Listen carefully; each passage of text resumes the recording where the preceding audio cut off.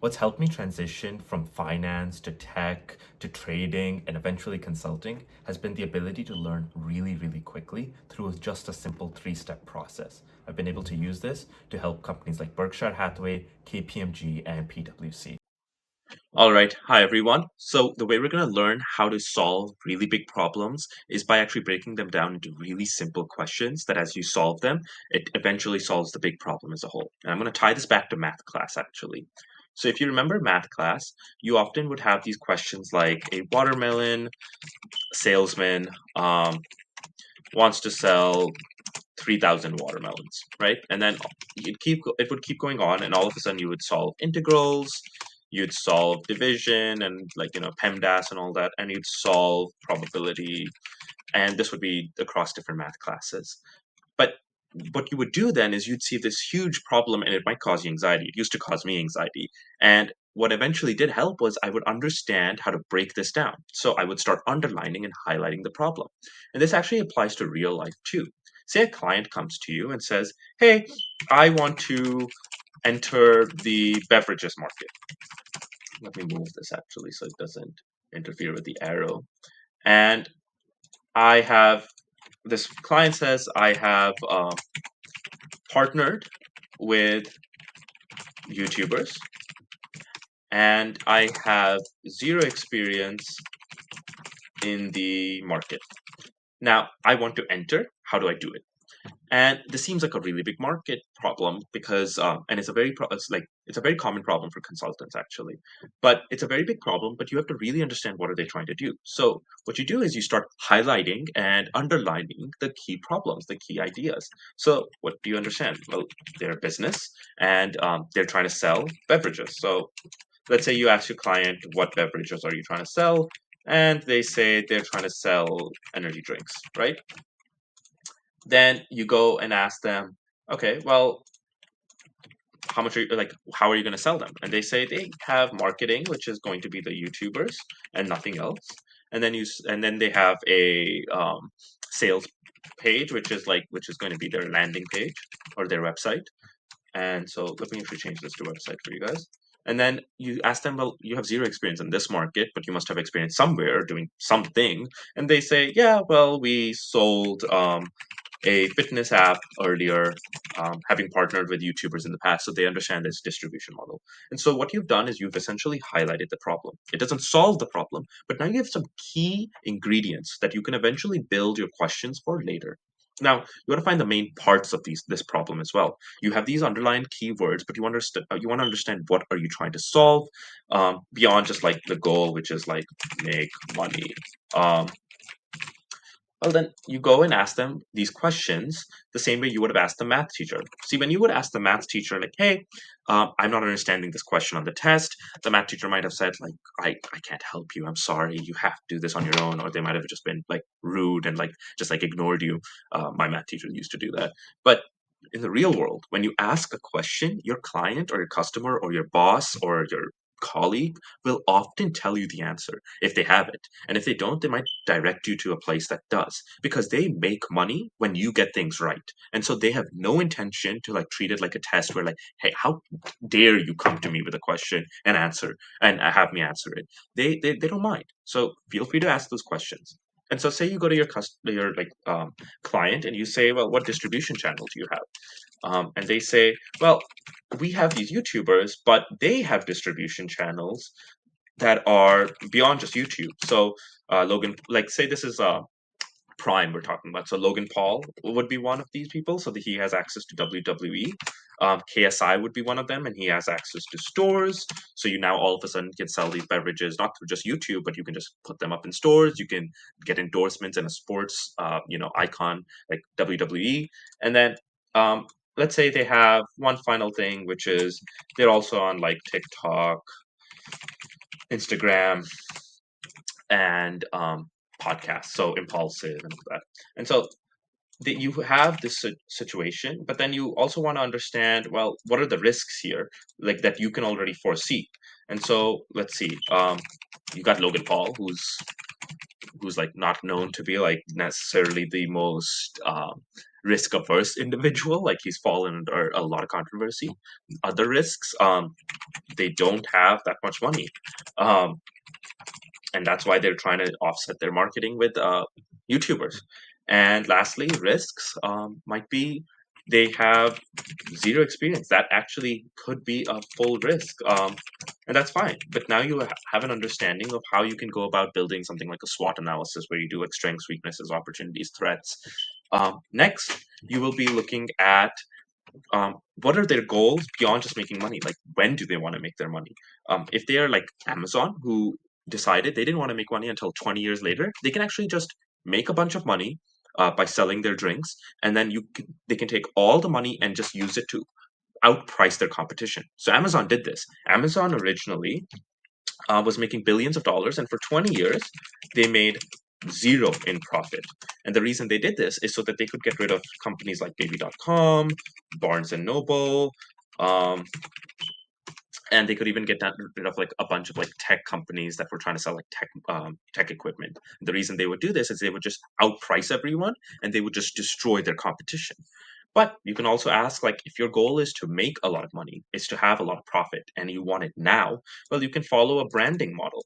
And so that will be actually what Prime ended up doing, which is they said, well, we can actually make our drinks seem like they're worth, 3.5 to $4 a bottle, even though competitors are about $1 to $2 per bottle. And so you actually could have seen at one point Prime hydration like cases were selling at like $25 a case of six. And that's like ridiculous numbers. But what they said was we wanted money, a lot of money now, and we want profit. And so actually the way you do that is you build a really strong brand. And there are other cases like this. There's LVMH, there's Supreme, there's even, Alex Hermosi's gym launch. He outpriced everyone. And so there's a guy, I forgot his last name, but Don basically said there is no competitive advantage to being the second lowest price in the market, but there is a competitive advantage to being the highest price, because it just makes other people feel like they're worth more. And like somehow people feel great about spending more money, even if as long as the perceived value is really high. And so you just want to associate it with maybe you associate Prime with like, we aren't just an hydration drink, but we are specifically for wrestlers through WWE. And Nike did this. So Nike's ads were all about, um, we're going to show you amazing achievements, and we will never talk about how great Nike products are. We'll just show you that amazing achievements are done by amazing people, and those amazing people happen to wear Nike. And then you would associate amazing with Nike, and you would buy Nike. And so you could ask them what their goal is, and both, like, all these companies I've mentioned are extremely profitable. Like Prime has made $1.2 billion in their first year um, of like fully like being operatable. And so this is possible with like being a very high profit company, or a very low profit but just out like taking out your competition nonstop company, which is Amazon, right? And so you ask them these questions, and then once you understand these questions and their goals and the risks, you find cases where this same problem has been answered in the past. Engineers do this using Stack Overflow and Reddit. Marketers use this using Copywork and like swipe files, which are basically they take other ads and they look at which ones perform the best. And so reality is, it's like life or solving problems in the real world isn't math class. Um, it's not going to be like the test where you have to solve it only based on what's in your brain. You're actually legally allowed to cheat. And by cheat, I mean you can look at what other people are doing and do exactly the same thing, or just slightly improve it. Additionally, if I asked you to solve a math problem and you didn't know how to, you would search it up. You would say, how do I solve this problem?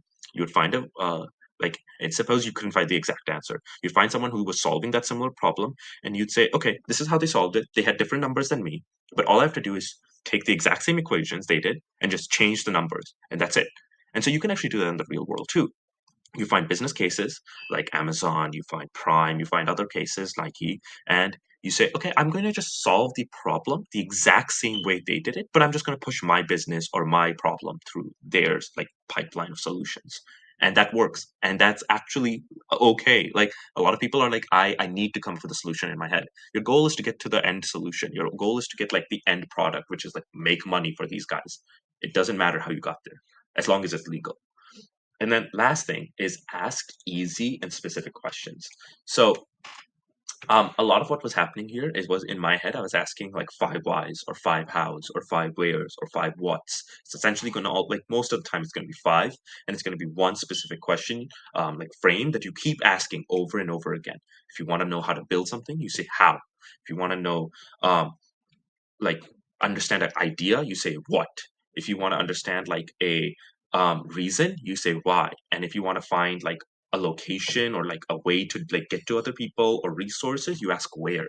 So a big problem, like how to enter the market, and it's like sounds very very simple, but it is big, right? You can enter the market and fail, so you want to enter it and be successful. That's the real problem then. Okay, well, how to enter the market without zero experience? I don't know. Instantly, like in my head it wouldn't make sense.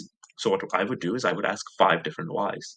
So let's take a simple thing like um simple question like, should startups raise money? Now, I'm sure you guys have read all over the place, like some startups raise billions, some startups bootstrap, which means they raise nothing. But it's not a simple question. So let's start with asking, why should startups raise money? So I'm going to do five whys for this case. And I'm doing this live. I have not answered this question in my head yet.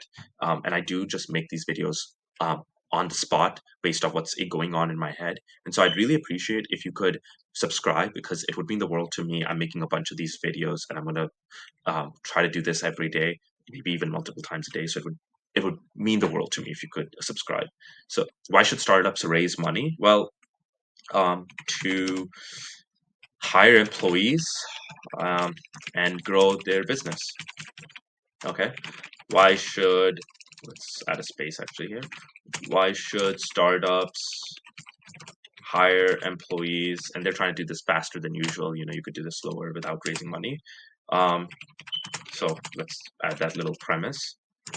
And we're going to say, well, they should do this so they can build products and improve them faster. Okay. Um, why should startups try to build products faster? And let's say, and improve them faster. And improve them faster.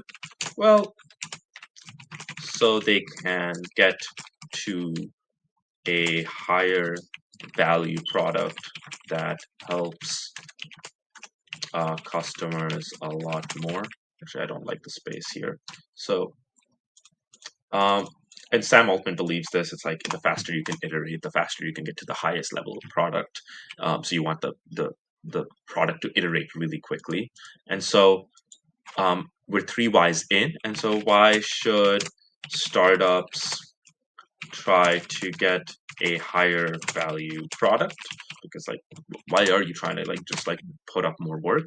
Well, they can so they can um let's make this so they can so you can see like all of a sudden so is coming up often, so they can um price their product higher. So if you are buying Amazon Prime, JP Morgan believes it's worth like over $1,400, but you actually pay 140. So there's a 10x gap between what it's worth and what you're actually paying. And so that's why you're able to price it higher.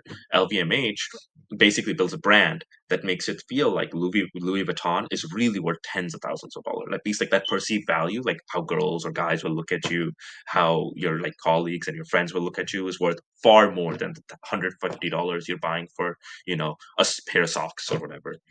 And so they can price their product higher. Why should startups price their product higher?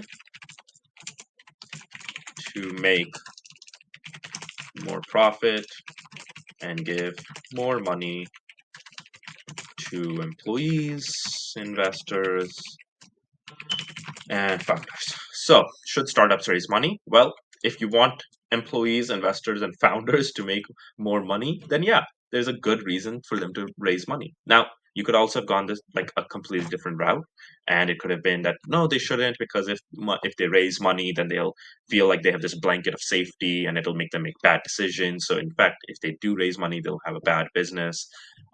And there are actual arguments online for that, but this is a completely different way to solve that. and it comes directly from your head, and it's like every question is very, very simple. So if you did the same thing of like, how do I enter the market? Well, um, how do I enter the market would be maybe answered with, um, well, to enter the market, how do I enter the market? I build a great product. How do I build a great product? Um, I find what customers are missing from current beverages. So in this case, we're talking about the beverages market. How do I find what customers are missing from the current beverages market?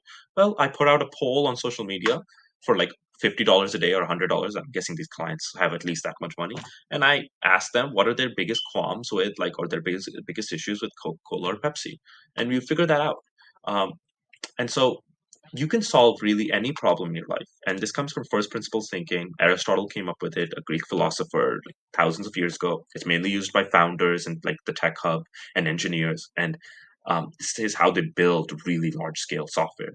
And so if you use your brain in this way and break down big problems into simple questions, and you really just realize that it's a math question, except you're allowed to cheat in every single way possible. All of a sudden, the anxiety to solve any problem becomes minimal. Um, so I really hope you enjoyed this, and feel free to comment down below if I missed anything or if this was too fast, too slow. I didn't really prep, or I don't script for these videos because I feel like you guys deserve to see how I'm thinking in that uh, like area where whatever question I'm solving, so that you know that like I'm not just coming in with a solution right away. Like I'm thinking and I'm processing it. A big part of what makes a good consultant or just a good engineer, thinker in general, is they really pause and like contemplate every question. And so break down problems into simple questions. Don't get anxious, and realize that you're only five whys, five hows, five wheres, five whats away